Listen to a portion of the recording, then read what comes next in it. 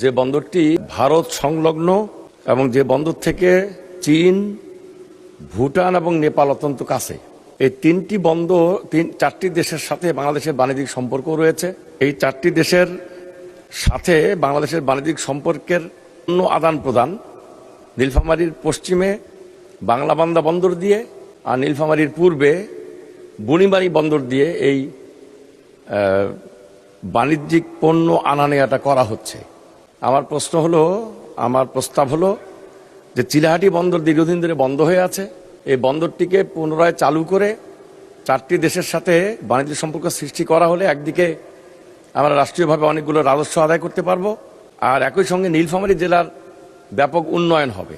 আমার মাননীয় মন্ত্রীর কাছে প্রশ্ন থাকবে যে এই বন্দরটি আবারও চালু করে এই চারটি দেশের সাথে বাণিজ্যিক সম্পর্ক পুনরায় চালু করা হবে কিনা, এর মাধ্যমে নীলফামারীর উন্নয়ন করা হবে কিনা, এটা আমার প্রশ্ন।